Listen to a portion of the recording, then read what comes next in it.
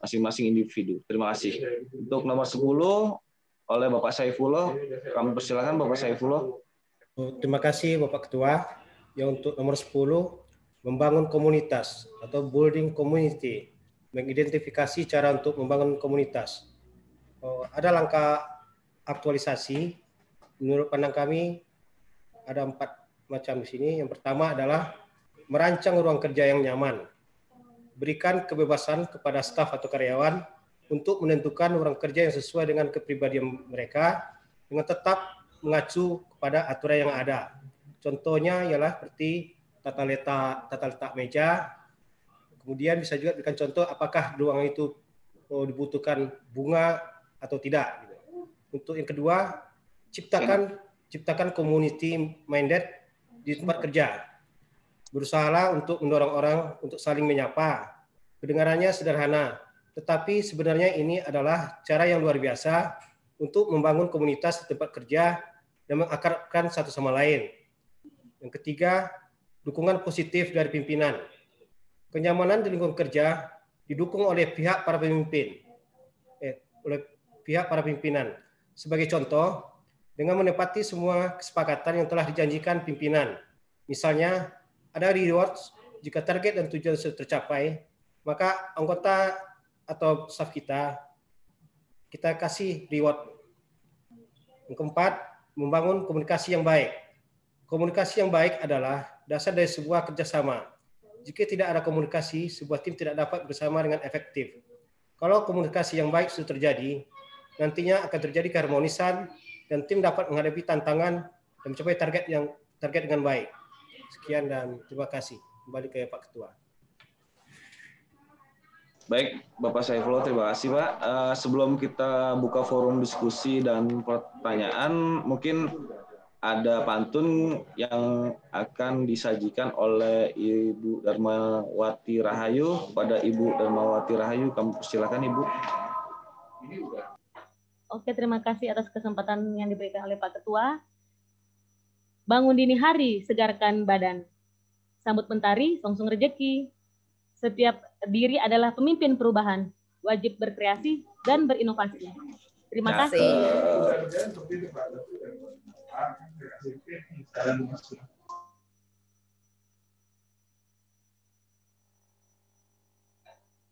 Lanjut Pak Ketua. Sekian, terima kasih dari kami, kelompok 2. Untuk forum diskusi dan pertanyaan kami buka. Kita mulai dari kelompok 1 ya, sebagai awal. Pada kelompok 1, kami persilakan Pak atau Ibu.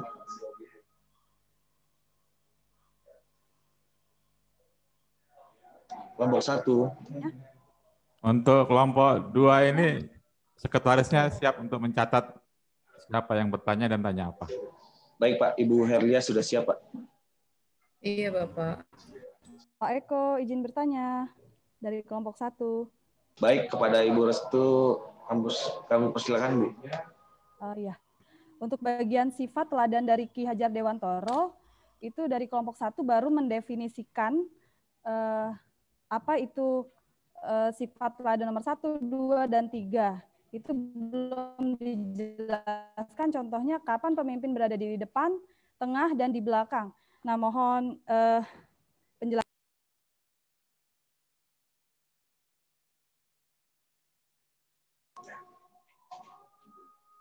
Ibu Restu, mohon diulangi Bu, terputus-putus Bu suaranya. Mohon maaf Ibu. Oh iya, oke. Saya ulangin. Ya, jadi dari kelompok 1 baru mendefinisikan maknanya gitu. Kemudian belum disebutkan contoh-contohnya kapan pemimpin itu berada di depan, kapan berada di tengah, dan di belakang dari yang dipimpinnya. Mohon diberikan contoh dari itu. Terima kasih. Baik, satu pertanyaan dari Ibu Restu. Mungkin kami jawab per 2 pertanyaan ya. Ada lagi pertanyaan dari kelompok 1?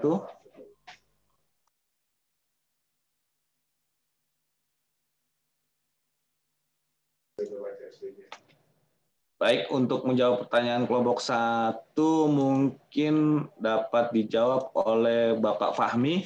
Pada Bapak Fahmi kami persilakan, Pak. Ya, terima kasih. Pertanyaan untuk yang nomor 1, Pak Eko, tolong ditampilkan dulu itunya, slide-nya untuk Ki Hajar Dewantara.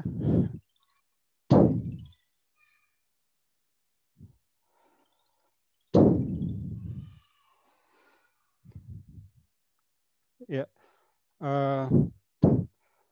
tentang teladan yang diajarkan oleh Ki Hajar Dewantara dari kelompok 2 tadi sudah mengartikan bahwa Ingar Sosung Tulado itu adalah seorang pemimpin harus selalu berada di depan, di mana saat organisasi mengalami satu masalah, kesulitan, pemimpin harus mampu memberikan teladan kepada anggotanya.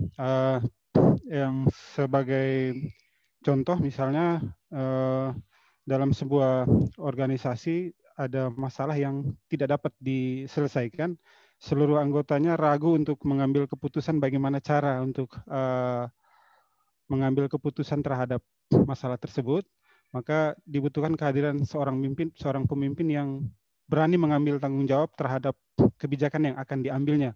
Walaupun kebijakan itu nanti berujung pada kegagalan maupun keberhasilan, tetapi karena semua anggotanya itu ragu untuk mengambil apakah berhasil atau tidak berhasil, tetapi sebagai seorang pemimpin dia harus maju mengambil itu. Kalau berhasil dia berhasil, kalau gagal itu juga menjadi keputusan yang harus diambil oleh seorang pemimpin. Kemudian yang berikut, Ing Madia Mangunkarsa adalah seorang pemimpin harus berada di tengah, di mana apabila masalah telah terselesaikan, seorang pemimpin harus bisa mendelegasikan tugas pekerjaan tersebut kepada anggotanya, dan pemimpin harus berada di tengah, tetap bersama-sama bekerja dengan anggotanya serta membangun semangat. Jadi terhadap teladan ini, seorang pemimpin itu tidak hanya membagikan tugas kemudian hanya kemudian menerima hasilnya, tetapi seorang pemimpin ketika mendelegasikan satu tugas, dia pun harus turun dan ikut, walaupun hanya sekedar menanyakan bagaimana sudah dikerjakan atau belum, atau memberikan usul saran terhadap pekerjaan yang telah didelegasikan tersebut. Kemudian yang terakhir, Tutwuri Handayani, seorang pemimpin harus berada di belakang, di mana apabila situasi sudah mulai terkendali, pujian datang, seorang pemimpin harus bisa mundur beberapa langkah ke belakang, memberikan dukungan kepada anggotanya dan bersiap untuk mengambil langkah dalam tugas berikutnya.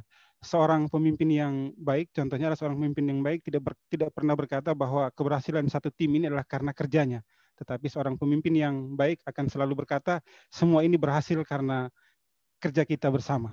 Mungkin itu saja yang dapat saya jawab. Mungkin ada dari rekan-rekan lain yang ingin menambahkan. Baik, kepada Bapak Fahmi, terima kasih jawabannya. Untuk Ibu Restu, apakah sudah jelas dan tepat?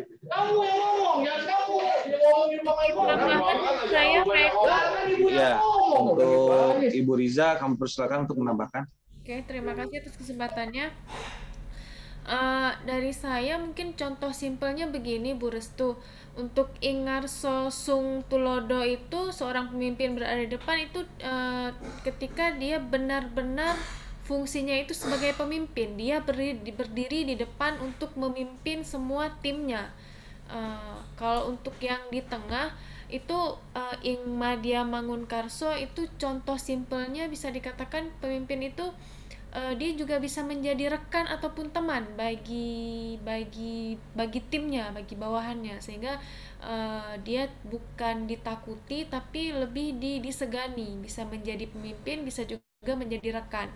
Untuk yang ketiga, Tutwuri Handayani yang dianalogikan bahwasanya pemimpin itu harus mundur, simpelnya itu bisa dicontohkan pemimpin juga harus bisa memotivasi timnya dari belakang gitu. Jadi dia fungsinya bisa jadi pemimpin berada paling depan, bisa jadi rekan di samping atau di sebelah, dan bisa jadi orang yang mendorong ataupun memotivasi dari belakang. Sekian dari saya, terima kasih. Baik Ibu Riza, terima kasih Ibu atas jawaban yang diberikan. Mungkin untuk kelompok 1 sudah jelas ya, Ibu Restu. Untuk pertanyaan selanjutnya, kelompok 3, jika ada pertanyaan kami persilakan. Saya, Pak. Izin, Pak. Baik, Bapak. Saya, Pak. Kami. Ya. Izin saja, Pak. Kelompok 3. Dari kelompok 3, boleh, Pak. Pak Andri atau Pak Ahmad nih? Saya boleh, Pak. Andri. Oke. Pak Andri. Iya, kepada Pak Andri kami persilakan, Pak. Ya. Terima kasih, Pak Eko. Saya ingin menanggapi tentang sifat-sifat kepemimpinan Tuturi Handayani oleh Ki Hajar Dewantara. Yang poin 2, Pak. Di mana ing ngarso sungkulodo ing madya mangun karso ya Pak ya. Ing madya mangun karso, seorang pemimpin harus bisa mendelegasikan tugasnya kepada bawahannya. Bisa dicontohkan Pak, tips dan triks atau langkah-langkah apa yang harus dilakukan supaya tugas yang didelegasikan tersebut dapat berjalan dengan baik, bisa dikerjakan dengan baik oleh bawahannya. Terima kasih Pak Eko. Baik, terima kasih Pak Andri atas pertanyaannya. Mungkin pertanyaan kedua ini bisa dijawab oleh Ibu Lores Ristani. Kepada Ibu Lores kamu persilakan. Jadi baiklah Pak Andri, saya akan mencoba menjawab pertanyaan dari Bapak. Jadi Bapak bertanya tadi tipsnya bagaimana caranya supaya membagi pendelegasian tugas itu berjalan dengan baik gitu kan.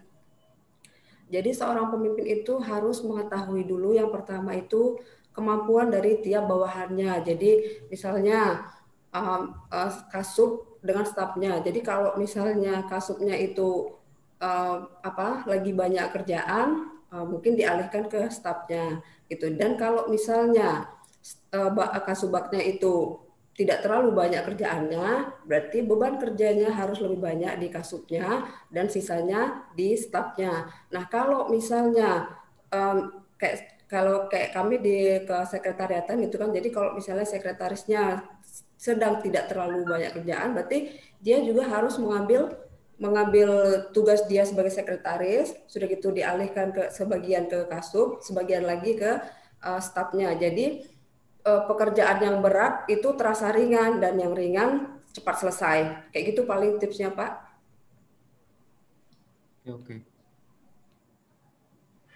Oke, terima kasih Bu. Baik, terima kasih Bu Lores. Untuk Pak Andri, apa sudah jelas Pak? Sudah cukup Pak Eko. Ya, terima kasih Pak. Untuk pertanyaan yang lainnya ada dari kelompok 4 Pak, mungkin atau Bapak Ibu? Saya Pak Eko. Baik, Pak Sugeng Sujono, silakan Pak. Ya, saya Sugeng nomor urut 35 dari kelompok 4. Saya ingin bertanya, seperti apakah konsep kerja yang nyaman, yang mudah direalisasikan, kaitannya dengan karakteristik penyembuhan? Sekian pertanyaan dari saya.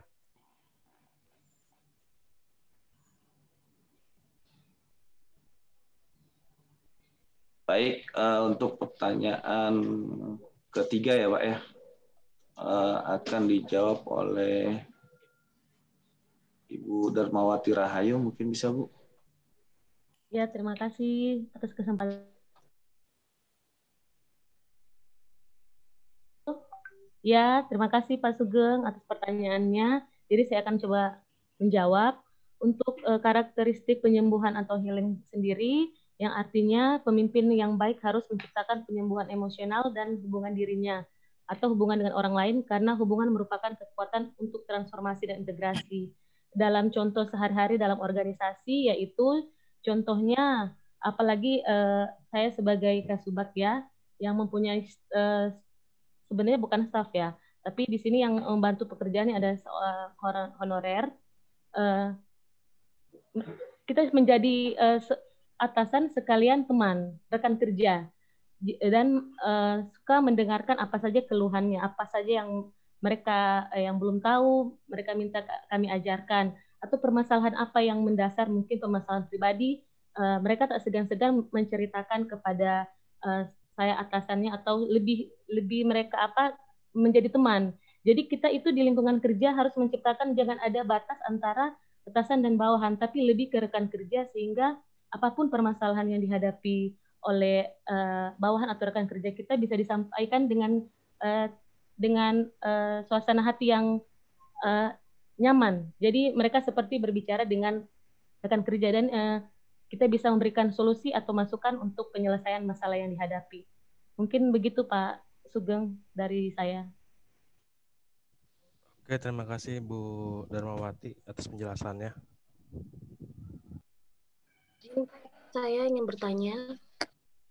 Baik, kepada Ibu Tristi dari kelompok 4 ya Bu? Saya dari kelompok 4. Baik Ibu, silakan. Oke, absen saya 37, Tris Seminarti dari kelompok 4. Saya ingin bertanya terkait penjelasan Ibu Darmawati tadi. Ibu tadi menjelaskan bahwa rekan kerja itu seperti teman. Bagaimana Ibu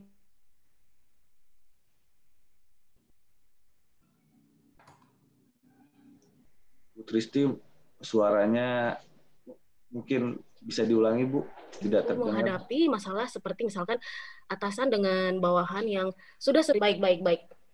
Terkait dengan penjelasan Ibu Darmawati tadi mengenai rekan kerja seperti teman, seperti itu. Misalkan ada keterbukaan, ada empati.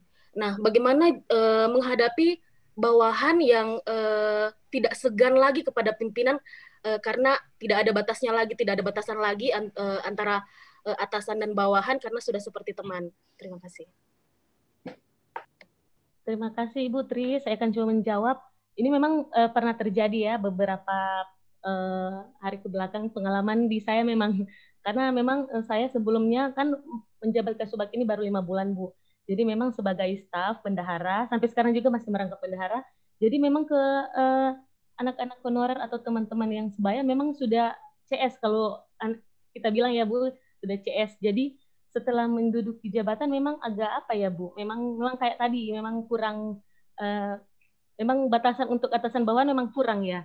Tapi saya sudah sempat pada saat apel saya sudah sempat mengatakan kepada rekan-rekan kerja yang statusnya sebagai bawahan atau rekan kerja yang lebih di bawah mungkin ya, bahwa kita harus profesional dalam pekerjaan. Kalau di kantor kita bersikaplah seperti atasan bawahan, tapi tetap permasalahan yang ada seperti pribadi bisa kita sampaikan sebagai teman, tapi untuk profesional kerja tetap harus kita jaga. Jadi saya nggak segan-segan Bu menegur kalau ada bawahan atau anak atau staf yang memang agak lebih dalam berbicara atau dalam bertingkah yang sudah lewat batas, tetap kita tegur walaupun di belakang tetap kita sebagai pribadi as a friend. Jadi tetap sebagai rekan kerja harus profesional, tapi untuk pribadi kita teman. Mungkin tetap memberi batasan Bu. Begitu Bu. Terima kasih.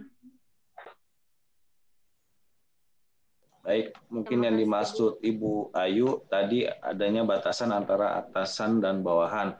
Biarpun semua keterbukaan informasi pekerjaan sehari-hari diketahui oleh bawahannya tanpa menutupi. Tetapi nantinya ada sistem reward and punishment juga. Biarpun di luar jam kerja antara Ibu Ayu dan bawahannya adalah teman. Ya, terima kasih. Mungkin pertanyaan yang lainnya kami persilakan untuk kelompok 4. Ada lagi?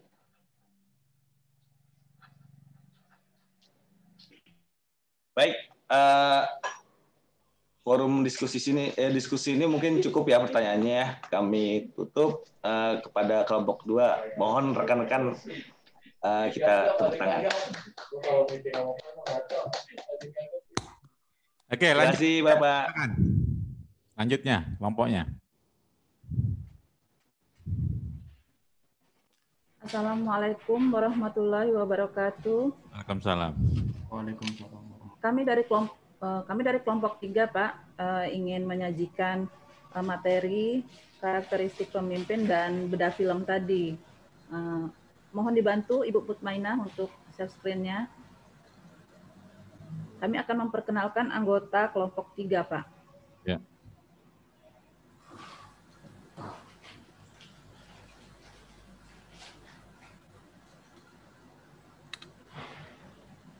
Mbak Mut.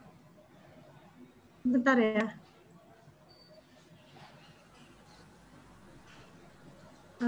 Sorry.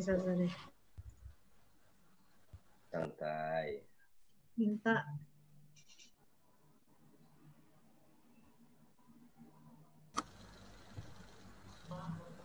Sabar.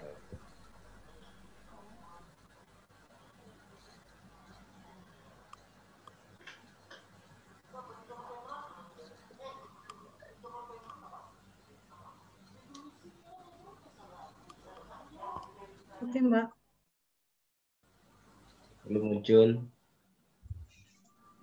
Udah? Belum muncul, Mbak Mut. Belum? Belum. Udah nih, bentar ya. Kok jadi ngeblank ini? Yang tadi paling belum ditutup. Kelompok 2. Enggak, udah tutup kelompok 2. Nih, muncul? Belum. Oke. Udah. Iya. Saya akan memperkenalkan kelompok 3. Yang pertama, Pak Arif Nur Rahman sebagai ketua kelompok. Saya sendiri Rina Astuti sebagai moderator. Pak Andri Kusuma Putra sebagai penyaji 2. Pak Fernandos Pasaribu sebagai penyaji 1. Pak Indra sebagai penyaji 3. Ibu Mutmainah sebagai sekretaris. Sri Dian Gunarsi sebagai penanggap 2. Pak Iwan Mulyono sebagai membacakan pantun. Pak Yosi Arya akan membacakan yel-yel. Pak Ahmad Munandar Syahir sebagai penanggap 1. Baik, sebelum kami memaparkannya, mari kita dengarkan yel-yel kelompok 3 yang akan dipandu oleh Pak Yosi. Silakan Pak Yosi. Baik Bu, terima kasih Bu Rina. Assalamualaikum warahmatullahi wabarakatuh. Waalaikumsalam warahmatullahi wabarakatuh. Waalaikumsalam. Biar semakin sore, semakin semangat, sama-sama kita mengumandangkan yel-yel kita. Kelompok 3. Mari bersama. Kelompok 3. Selesaikan tugasnya. Kelompok 3. Selalu bahagia. Oke. Terima kasih Pak Yosi yel-yelnya. Semoga kita selalu semangat ya. Baik, kita akan mulai dengan pemaparan materi pertama yaitu bedah film yang akan disajikan oleh Bapak Fernandos. Pada Pak Fernandos kami persilakan. Ya, terima kasih Bu Rina. Saya dari kelompok 3 akan mempresentasikan 3 prinsip dasar kepemimpinan Ki Hajar Dewantara. Dari hasil diskusi kami yang bisa kami ambil dari arti yang pertama yaitu ingarsa sung tulada, yaitu artinya di depan memberi teladan. Seorang pemimpin harus memberikan contoh bagi orang-orang yang dipimpinnya. Dalam artian sebagai pemimpin terkadang kita perlu berdiri di depan dan memimpin anggota timnya pada saat kondisi krisis atau genting. Ini penting, terutama jika tim kita terdiri dari orang-orang yang kurang berpengalaman. Cara paling mudah memimpin tim adalah dengan menjadi teladan. Dan cara paling mudah menjadi teladan adalah practice what you preach, atau melakukan apa yang Anda katakan. Kemudian yang kedua yaitu ing madya mangun karsa. Artinya di tengah membangun kehendak atau niat. Pemimpin bekerja bersama-sama staf atau bawahan. Pada saat kondisi kondusif atau tenang, pemimpin berada di tengah-tengah, mendelegasikan tugas-tugas kepada tim dalam mencapai tujuan. Tugas pemimpin saat ini adalah memberikan motivasi, dukungan, perhatian, perlindungan, dan kenyamanan, sehingga anggota tim dapat bekerja dengan baik, aman, dan nyaman. Pemimpin perlu memberikan kesempatan mereka melakukan sendiri, tetapi dengan membangun jiwa mereka agar semangat dan motivasi mereka tetap membara. Dan yang selanjutnya, pemimpin harus bisa membangun komunikasi efektif terhadap anggota tim untuk mencapai tujuan bersama. Dengan komunikasi efektif, maka arahan dan koordinasi akan berjalan dengan baik. Dan apabila ada permasalahan, dapat diselesaikan dengan baik. Kemudian yang ketiga yaitu Tut Puri Handayani. Artinya dari belakang memberikan dorongan. Ada saatnya pemimpin memberikan kesempatan kepada bawahan dan keberhasilan adalah milik bersama. Ketika tim sudah mampu melakukan pekerjaan mereka, tugas sudah lebih mudah. Anda perlu step back dan berdiri di belakang, memberikan dorongan dan coaching. Biarkan mereka bertugas, dan tugas pemimpin adalah mengamati hasil pekerjaan mereka. Ketika tim telah mencapai tujuan bersama, maka pemimpin memberikan penghargaan kepada seluruh anggota tim dan yakin bahwa keberhasilan tersebut merupakan keberhasilan atas kerja seluruh anggota tim. Demikian, sekian, terima kasih. Kembali ke Bu Rina. Terima kasih Pak Fernandos. Untuk berikutnya adalah materi karakteristik pemimpin. Untuk karakteristik nomor 1 sampai dengan 5 akan dipaparkan oleh Pak Andri. Kepada Pak Andri kami persilakan. Terima kasih Bu Rina atas kesempatan yang diberikan.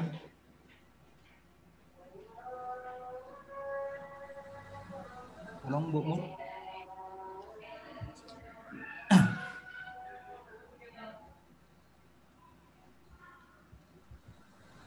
Sepuluh karakteristik servant leadership. Yang pertama, mendengarkan atau listening. Servant leader mendengarkan dengan penuh perhatian kepada orang lain, mengidentifikasi dan membantu memperjelas keinginan kelompok, juga mendengarkan suara hati dirinya sendiri. Implementasinya dalam lingkungan kerja biasa kami lakukan dengan menggelar rapat bersama antara Kasubag dengan para staf, baik yang pegawai maupun honorer. Dalam rapat ini, kami saling mendengarkan apa keluhan dan hambatan dari dan sesama staf dan honorer dalam melakukan pekerjaan. Bersama-sama mendiskusikan apa yang menjadi masalah dan solusi yang paling ideal dalam menyelesaikan masalah yang ada. Berikutnya, yang kedua, empati. Pemimpin yang melayani adalah mereka yang berusaha memahami rekan kerja dan mampu berempati dengan orang lain. Pemimpin harus mampu menciptakan lingkungan empati di mana semua orang merasa dihargai dan didengarkan. Cara sederhana yang dilakukan dengan menempatkan diri pada posisi anggota tim dan ikut merasakan yang mereka rasakan. Sehingga pemimpin dapat memberikan respon yang tepat kepada mereka. Dengan empati, pemimpin bisa membangun hubungan yang lebih baik dan harmonis dengan tim. Memiliki empati juga membuat pemimpin memperlakukan anggotanya seperti selayaknya pemimpin ingin diperlakukan. Next, nomor 3, penyembuhan atau healing. Servant leader mampu menciptakan penyembuhan emosional dan hubungan dirinya atau hubungan dengan orang lain. Karena hubungan merupakan kekuatan untuk mentransformasi dan integrasi.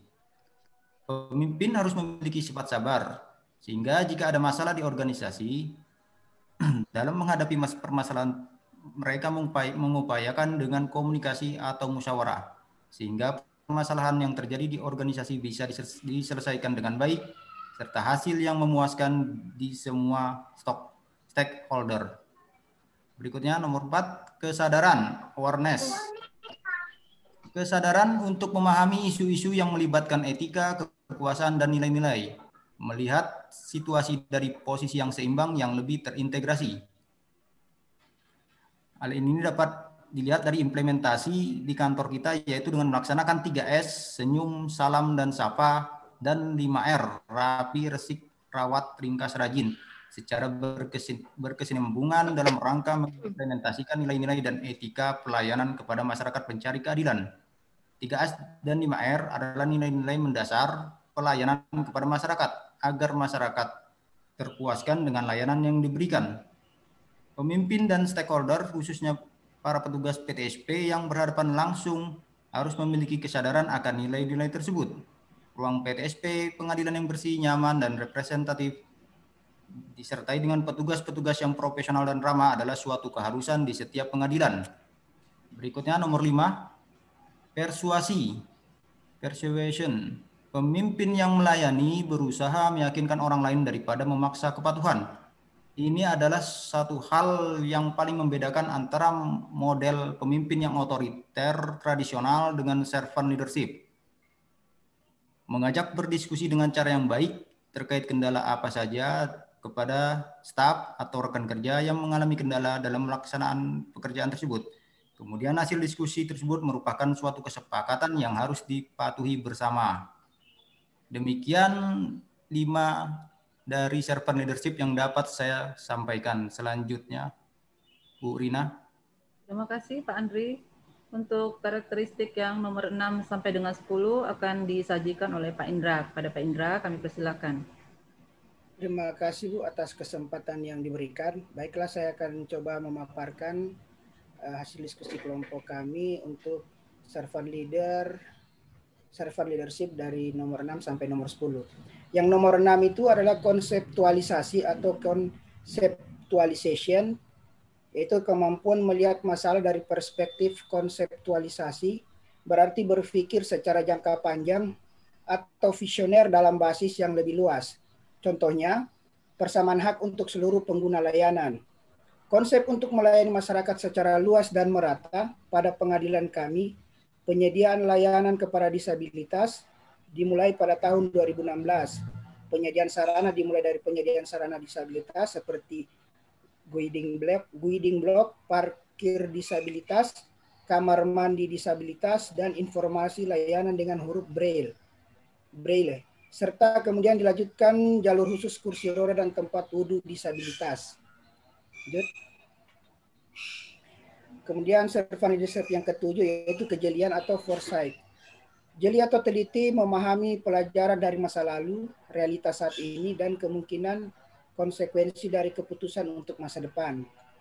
Pelajaran di masa lalu menjadi pijakan dalam melakukan hal yang terbaik di masa kini, demi kehidupan yang lebih baik di masa depan. Kehidupan di masa lalu tidak terlepas dari dua peristiwa, menyenangkan atau menyedihkan, yaitu kesuksesan dan kegagalan. Evaluasi terhadap kegagalan maupun kesuksesan pada masa lalu dapat dijadikan ide untuk melakukan perubahan atau inovasi ke arah yang lebih baik lagi sesuai perkembangan yang ada. Implementasi pada organisasinya adalah dengan kejelian kita untuk melihat dan mengevaluasi setiap permasalahan yang ada, baik permasalahan yang sudah lama ada maupun yang baru sekarang dihadapi. Minimal pada tupoksi pada bidang yang kita kerjakan, menganalisa, diagnosa dan mencarikan solusinya sehingga permasalahan yang menjadi prioritas utama dapat diselesaikan dengan perubahan atau inovasi yang kita lakukan. Kemudian servant leadership yang ke-8 yaitu keterbukaan atau stewardship, menekankan keterbukaan dan persuasi untuk membangun kepercayaan dari orang lain. Implementasinya dalam lingkungan kerja, 1. Melakukan komunikasi yang baik dengan rekan kerja atau anggota tim, karena dengan komunikasi yang baik berarti sudah memulai langkah awal untuk keterbukaan. 2. Memberi kesempatan kepada rekan kerja anggota tim untuk memberi pandangan, memberi kesempatan kepada kerja anggota tim untuk memberikan pandangan atau gagasannya terhadap suatu pekerjaan. Tidak pernah mengkritik rekan kerja atau anggota tim di belakangnya. Jika ada kekurangan akan selalu disampaikan dengan cara yang baik. 4. Selalu membantu anggota tim jika ada kesulitan dengan tetap memberi kesempatan kepadanya untuk mengeksplor kemampuannya sendiri. 5. Menumbuhkan sikap jujur terhadap rekan kerja. Lanjut Bu, yang ke-9. Yang ke-9, komitmen untuk pertumbuhan. Tanggung jawab untuk melakukan usaha dalam meningkatkan pertumbuhan profesional karyawan dan organisasi. Servant leadership sangat berkomitmen terhadap pertumbuhan pribadi, profesional, dan spiritual setiap individu di dalam tim organisasi. Dalam praktiknya dengan cara melakukan pengembangan pribadi dan profesional, menaruh perhatian pribadi pada gagasan dan saran anggota tim, memberikan dorongan kepada keterlibatan anggota tim dalam pengambilan keputusan, toleran terhadap kesalahan, dan sebagainya. Contohnya, satu, memberikan kesempatan kepada anggota tim untuk mengikuti pendidikan atau pelatihan pengembangan kompetensi diri. Dua, memberikan motivasi terhadap ide-ide kreatif anggota tim dalam menjalankan tugasnya. Lanjut, Bu. Ya, yang ke-10, servant leadership itu membangun komunitas atau building community. Mengidentifikasi cara untuk membangun komunitas sangatlah penting bagi seorang pemimpin demi kelancaran tugas-tugas kantor. Melalui komunitas yang dibangun, seorang pemimpin dapat memperoleh informasi, saran, masukan, dan pendapat untuk kelancaran penyelesaian tugas-tugas kantor yang menjadi kepentingan bersama. Implementasinya dalam lingkungan kantor, dibangun komunitas antara sesama pegawai melalui media sosial. Seluruh pegawai dapat memberikan informasi, saran, masukan, ataupun pendapat terhadap sesuatu masalah menyangkut tugas-tugas kantor melalui media tersebut. Penatausahaan BMN seluruh satker di Sulawesi Tengah, di mana pengadilan tingkat banding membuat suatu komunitas yang bernama Koril 1800. Seluruh satker komunitas tersebut akan saling berbagi pengalaman, sehingga jika ada satker yang mengalami kesulitan,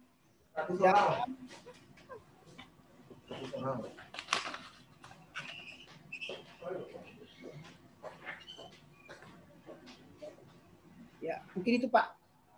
Untuk yang servant leader 6-10 saya kembalikan mungkin ke Ibu Rina Astuti. Terima kasih. Baik, terima kasih Pak Indra.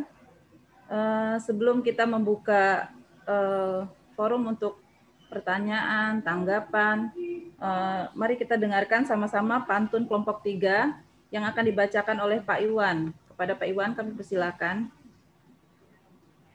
Terima kasih kepada Bu Rina. Dengan pantun ini mudah-mudahan selalu mengingat kita kepada kelompok 3. Ke pasar beli mentimun, dimasukkan ke dalam peti. Kalau Anda menjadi pemimpin, janganlah Anda korupsi. Pohon di hutan sungguh lebat, pohon ditebang jadi batang. Terima kasih kelompok 3 yang kerjasamanya, yang kerja bersama jadi kenangan. Jalan-jalan ke kota Banjarmasin, tak lupa juga beli buah mangga. Selamat sore Bapak Ibu sekalian. Sekian presentasi kelompok 3. Tepuk tangan dulu dong. Terima kasih Pak Iwan. Oke, halo moderator. Ya Pak. Ya. Nah, saya punya usul bagaimana? Saya mau usul nih. Boleh Pak. Ya. Berhubung mengingat waktu sudah jam 4:05, saya rasa kelompok yang lainnya juga sudah oke ya. Gimana kita akhiri aja? Baik Pak. Baik, Pak. Terima kasih ya Pak. Ini saya mau nanya Pak. 90 atas. Baik, terima kasih Pak. Ya. Setuju nggak? Setuju Pak. Setuju Pak. Setuju. Setuju Pak. Ya, setuju Pak. Setuju Pak. Biar ada kelompok 4 satu lagi. Ya. Setuju. Deskripsinya itu aja ya. Intinya Bapak dan Ibu sudah terinternalisasi dari kepemimpinan ya. Jadi bukan mengurangi rasa hormat, yang satu lagi tertinggal ya. Ya intinya nggak jauh dari beda. Intinya contoh dan deskripsinya. Oke, saya akan tambahkan sedikit mungkin 5 menit ya. Bapak dan Ibu di materi ini ada namanya ciri-ciri kepemimpinan Pancasila. Ya. Itu ada di modul ya. Beriman dan bertakwa kepada Tuhan Yang Maha Esa. Ya, Bapak dan Ibu di sini sebagai pimpinan yang pertama adalah harus beriman dan bertakwa. Mengutamakan kepentingan negara dan masyarakat. Ya, Bapak dan Ibu, ketika Bapak dan Ibu ada pribadi, mengutamakan kepentingan negara dan masyarakat. Tidak memasukkan kehendak kepada orang lain. Pemimpin yang dipimpin merupakan satu kesatuan organik. Ya, di sini kebersamaan ya. Pemimpin tidak terpisah dari yang dipimpin. Ya, sama. Pemimpin yang dipimpin saling mempengaruhi. Nah, ini dalam arti kerjasama juga. Mengutamakan musyawarah dalam mengambil keputusan untuk kepentingan bersama. Ya, jadi setiap ada masalah, jangan diambil kesimpulan sendiri. Pemimpin dan yang dipimpin bukan unsur yang saling bertentangan sehingga tidak terjadi dualisme. Ya, Pemimpin tidak memihak kepada satu golongan yang paling kuat, tetapi juga tidak mengabaikan kepentingan seseorang yang sebagai pusat. Ya, eksistensi pemimpin sangat tergantung pada eksistensi yang dipimpin. Ya, musyawarah untuk mencapai mufakat diliputi oleh semangat kekeluargaan dan gotong royong. Ya, ini ada di modul Bapak dan Ibu ya. Tata hubungan antara pemimpin yang dipimpin dilandasi oleh rasa cinta, kasih sayang, dan pengorbanan. Dengan iktikat baik dan rasa tanggung jawab menerima dan melaksanakan hasil putusan musyawarah. Suasana kehidupan yang harmonis tidak menghendaki sikap mencari menang sendiri. Ya, ini di sini win-win solution ya. Musyawarah dilakukan dengan akal sehat sesuai nurani yang luhur. Keputusan yang diambil harus dapat dipertanggungjawabkan secara moral kepada Tuhan yang Maha Esa. Nah, ini Bapak dan Ibu. Nah, sebagai pimpinan harus landasi ini ya, menjunjung tinggi harkat dan martabat manusia serta nilai-nilai kebenaran dan keadilan. Nah, inilah kepemimpinan Pancasila. Oke, baik Bapak dan Ibu. Bapak dan Ibu, saya senang sekali dengan kelas ini ya. Semua ikut andil dalam bertanya, ya, berkomentar, dalam arti berpartisipasi. Makanya kelas ini saya beri nilai 90 ke atas semua. Alhamdulillah. Terima kasih Bapak. Terima kasih. Terima kasih Pak. Terima kasih Pak. Terima kasih Bapak. Terima kasih Bapak. Kelas lain 95 Bapak dan Ibu, Bapak dan Ibu sudah sedikit paham atau banyak paham ya tentang kepemimpinan, bagaimana kita melaksanakan pekerjaan dengan kepemimpinan. Itulah materi-materi yang harus dibahas. Tapi Bapak dan Ibu juga harus banyak baca buku ya tentang kepemimpinan. Ya, jangan andalkan diklat karena waktunya emang kurang kalau diklat ya. Bapak banyak di Gramedia itu buku-buku tentang kepemimpinan ya. Bapak dan Ibu harus baca buku di situ, banyak pengalaman, banyak pengetahuan. Baik Bapak dan Ibu, mungkin cukup sekian materi dari saya. Mohon maaf jika ada kekurangan. Mohon maaf juga atas ada banyak gangguan daripada internetnya tadi, banyak gangguan, putus masuk ya. Jadi kita emang kurang maksimal untuk hari ini karena banyak gangguan dari internet jaringannya. Baik Bapak dan Ibu, dan saya akhiri, saya ucapkan Assalamualaikum warahmatullahi wabarakatuh. Waalaikumsalam warahmatullahi wabarakatuh. Terima kasih Bapak. Terima kasih banyak untuk kelas hari ini. Kita beri aplaus dulu untuk Pak Sunan hari ini.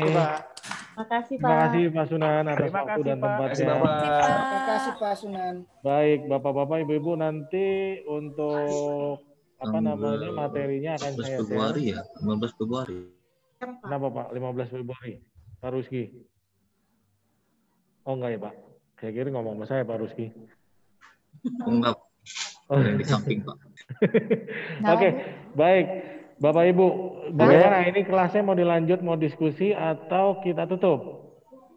Tutup Pak. Aduh. Tutup Pak. Rambut mainan. Ya, Siap ditutup nih, deh, mau Pak. pulang sore. Gantung Pak Pres gimana Pak Pres? Nanti urusannya sama Pak Pres saja Pak. Pak Pres. Presiden aja ya. Jadi sama Pak Presiden itu urusannya. Biar Pak Presiden ditahan di sini dulu Pak. Pak Pres. Udah tutup muka Pak Presiden ini. Pak Eri, ya. boleh usul nggak? Boleh Bu. Kalau bisa kami dibagiin di share itu materinya sebelum pembelajaran. Jadi maksudnya kita udah bisa baca-baca dulu, jangan kayak orang nganga gitu loh. Kalau saya kan tergantung dari WI Bu. Kalau sudah gitu. di saya pasti saya share. Kalau WI-nya ngasih di share. Iya, kalau WI-nya belum ngasih saya nggak bisa share gitu. Karena ada beberapa WI yang seperti kemarin nggak mau di-share juga, biar mereka sendiri yang nge-share ya. Saya nggak bisa berbuat banyak gitu Bu. Oh gitu ya. Pak Eri. Iya Pak. Kemarin kan udah kenalan sama Pak Idris, sekarang Pak Eri ya. Iya nih, belum kelihatan nih. Suaranya aja, kenalnya kok suara aja gitu. Apa dia? Bukan, ketampanan. Hadir Pak. Betul sekali, Pak. Buka deh, Pak. Gitu, Pak. Ya, Pak. Adit. Wah, halo. Kelihatan juga Pak Eri. Salam kenal Pak Eri. Kelihatan juga akhirnya. Salam kenal Pak. Salam kenal Pak Eri. Iya, Pak. Besok ada gelas enggak? Gimana, Pak? Besok ada gelas? Wih, Pak Laudi, kenapa Pak Laudi? Besok ada kelas? Besok ada. Kayaknya Pak Laude mau ada kelas apa enggak nih? Saya tinggal ngomong sama WI nih. Enggak ada, Pak. Terus jam minggu kasih libur. Besok Pak Hadat. Besok Pak Hadat akan masuk di kelas kita jam 8. Ini jam 8, tapi biasanya Pak Hadat lanjut dulu. Kayaknya sih nggak sampai sore biasanya. Gitu. Tapi Pak Hadat besok online dari rumah. Jadi nggak ada di studio, jadi ya harusnya sih nggak sampai sore. Mudah-mudahan ya Pak. Kalau di rumah bahaya itu. Amin. Tengah hari ya Pak. Ya Pak. Amin. Siap mengikuti. Baik. Justru mengkhawatirkan kalau dari rumah Pak. Gitu ya. Karena nyantai Pak. Kopinya banyak ya Pak kopinya. Oh, karena memang di rumah lebih banyak waktunya, lebih banyak kesempatannya, jadi suka panjang ya Pak. Tapi kan besok hari Sabtu Pak, hari keluarga. Kalau kurang kopi ke Situ Bondo, luwak white kopi asli. Di mana Pak? Luwak white kopi. Wah, saya minumnya luwak white kopi itu Pak. Situ Bondo Pak, asli Pak. Situ Bondo ya Pak. Kopi luwak Pak. Wah, boleh. Pak Iwan 1 kilo ya Pak Iwan. Waduh. Siap Pak Presiden. Baik ya, Bapak Ibu ya. Terima kasih Pak Iwan. Ada kesempatan nih hari ini nih kita bisa pulang cepat. Bagaimana? Ya, kita Pak. tutup atau kita masih lanjut? Pak. Ditutup. Lanjut dengan Pak. Ditutup. Telepon udah Berarti Pak Arif besok kita mulai ya Pak Arif ya. Ya. Kita mulai Pak Arif mau kasih ke share ke grup ini apa aja rondonya besok. Jadi kita besok pagi kita setel setel lagu Indonesia Raya, himne, langsung Pak Arif udah disiapkan rondonnya kan? Kalau random kita PPT-nya udah ada Pak. Nah, boleh Pak, di-share aja Pak. Itu nanti kami share ke grup, nanti kami bahas nanti malam untuk petugasnya siapa aja kalau di awal besok mungkin. Nah, ini sekalian ya. Kalau Pak Hadat agak santai, kita bisa share lah sedikit lah. Kita bisa latihan lah besok. Oke, berarti ini kita coba. Yang kita takutkan kalau sudah Bu Devina yang masuk, Bu Jenny yang masuk, gitu kan, nanti kita ditanya, waduh, wah kelas nanti yang disalahin. Kalau saya sebagai host sih siapa aja gitu. Ya. Besok untuk moderator, Dolores. Nah. Terus untuk Yel Pak Laude. Nah. Untuk Mars, nanti kita yang pimpin, saya. Sementara doanya Pak Iman ya. Gimana? Siap. Terus nanti setelah itu aturan mainnya yang setelah bertugas bisa milih 1 orang. Nah, untuk hari berikutnya. Halo Pak Pres. Yes. Itu moderator ngapain Pak? Ya. Acara. Pembawa acara aja, jadi istilahnya membawa acara, jadi selamat pembukaan, terus yang Yel nanti mengatur untuk apa, untuk Indonesia Raya, menyanyikan Indonesia Raya dan apa, dan himne Mahkamah Agung sama-sama. Setelah itu untuk Yel nanti dipimpin oleh yang bertugas. Terus Mars kelas juga yang bertugas, terus doa juga yang bertugas. Setelah itu diserahkan kepada pemateri ya Pak. Ya. Itu susunannya bisa di-share di grup nggak Pak Pres? Ya. Dengan acaranya bisa di-share di grup nggak Pak Pres? Oke, nanti kami sharekan. Pak Pres izin Pak. Oke, siap, monggo Pak Dedi. Kemarin kalau nggak salah waktu Ibu Deviana ya, di WI ya. Ibu Devina WI. Jadi moderator sampai disuruh melapor, berdiri melapor itu gitu. Apa seperti itu atau gimana Pak? Paknya itu terlalu militer sekali. Sampai kaget aja. Nanti malah jadi baris berbaris nanti. Ganti Pak. Ayo yang pimpin duduk siap gitu kan. Monggo Pak. Mungkin dimasukkan aja yang hadir berapa gitu, diinformasikan saja. Siap. Kami nanti yang moderator ya. Melaporkan yang hadir ya? Ya, yang hadir. Siap. Oh, nanti itu bukan tapi rekan Halo Pak Pres, itu bukan tugas Pak Pres ya, ngabsenin satu-satu. Waduh, nanti kita itu bagian menteri apa ya? Bingung saya. Nanti dari saya aja, itu host itu mah dari saya aja kan, karena saya bisa ngelihat di sini ada beberapa peserta. Oh, ada beberapa baik. peserta yang hadir, yang berapa yang tidak hadir. Dari saya aja, informasi itu dari saya Pak. Oh, siap, terima kasih Pak Idris. Terima kasih Pak Ferry. Pak Idris. Lali yo. Lali aku. Padahal lain. Pak Eri ya, maaf. Padahal lain. Kakean pekerjaan Mas. Kakean kerjaan. Kakean dolan Pak. Kakean main internet iki Mas. Iya, terus untuk ya petugas nanti silahkan mungkin yang bertugas bisa memilih satu orang rekan kita yang belum kebagian gitu, nanti biar rata gitu. Jadi ini kan 1 hari 4 orang, jadi 10 hari nanti bisa muter lagi seperti arisan. Pak Pres saja yang nunjuk. Ya, oh, jangan. Betul. Iya betul. Betul, kita melaksanakan saja. Iya Pak Pres, karena kalau kami yang nunjuk, pasti yang kita tunjuk Pak Pres dan Pak Wapres. Ah betul. Betul. Oh, jangan. Pres saja yang nunjuk. Mantap. Ya, nanti mohon kerjasama dari rekan-rekan ya. Nanti kami jadwalkan. Terus nanti kami share juga untuk rundown acaranya. Nanti untuk doa, nanti kan kalau bisa di sini Nun Sewu nggak cuma satu agama tapi banyak, nanti kita ganti-gantian. Ya. Itu terus untuk setuju Pak, setuju. Siap. Siap. Terima kasih Pak Eko. Masuk Pak Eko. Masuk Pak Pres, masuk. Terus mungkin ini Pak Eko senyum terus itu. Iya, kayaknya baru senyumnya kasmaran itu. Iya, senyumnya kayaknya ada sesuatu.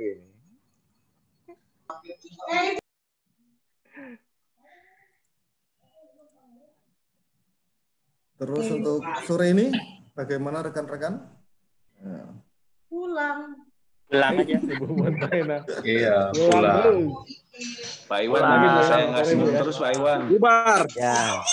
Kelompoknya banyak yang ayu, ada 4. Yang ayu ada 4 kelompok saya. Ya, bagian leadernya itu Bu Maina itu. Leadernya Bu Maina dengan Bu Rina. Kalau aku informasikan Ibu Herlia ini face-nya kurang masuk ke kamera. Nah, agak turunin sedikit Bu. Oh iya, habis minum Bapak. Iya, dari pagi aku lihat Ibu selalu nggak kamera masuk gitu loh. Setengah. Jadi diusahakan Bapak Ibu semua kameranya masuk frame gitu loh. Mukanya tuh masuk frame. Karena biar gimana kita ada dokumentasi, tim dokumentasi. Nanti juga saya akan kasih print screen itu akan kita masukkan ke IG. Nanti Bapak Ibu bisa lihat IG-nya, nanti aku share alamat IG-nya. Bisa follow juga. Jadi kasihlah foto-foto terbaik, muka-muka terbaik yang ada di kamera. Kan kita kalau di kamera kan bisa lihat ya, tuh kayak Bu Indah gitu kan, lihat kamera. Iya Pak, kayak saya ya Pak, semuka-muka masuk IG. Betul, gitu kan. Pak Eko, tuh kan, gitu. Masuk Pak Eko, kan gitu. Masuk Pak Eko. Masuk. Jadi bisa diatur sendiri lah. Angle yang paling bagus di kamera, biar kami yang moto, yang tim dokumentasi selalu dapat angle yang paling bagus. Tim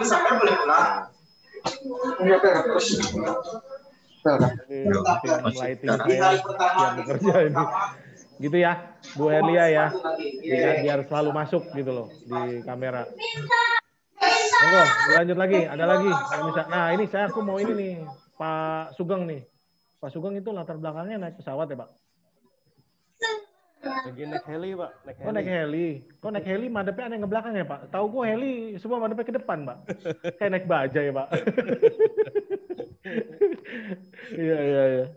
Ya wes, monggo Pak Pres dilanjutkan. Mau dilanjutkan apa mau tak tutup? Aku sih siapa aja mau tutup, gitu loh. Tutup aja Pak, tutup. Oke, monggo lah, silakan dilanjutkan. Belum sholat nih, belum sholat. Nah, betul. Belum sholat asar ya. Siap, mungkin ditutup aja Pak. Nun Baik, ya udah. Kalau gitu, terima kasih banyak buat kesempatannya hari ini bertemu kita. Tanpa mengurangi rasa hormat, saya tutup kelas ini. Terima kasih Pak Eri, salam kenal. Terima kasih Pak Eri. Terima kasih Pak Eri. Assalamualaikum warahmatullahi wabarakatuh. Salam kenal. Salam untuk kru ya Pak. Terima banyak Pak Eri. Sehat Pak. Terima kasih banyak Pak. Semuanya terima kasih. Terima kasih teman-teman. Assalamualaikum warahmatullahi wabarakatuh. Waalaikumsalam warahmatullahi wabarakatuh. Sampai jumpa besok pagi. Izin live. Izin live semuanya. Yuk. Sama-sama. Izin live juga. Bye-bye.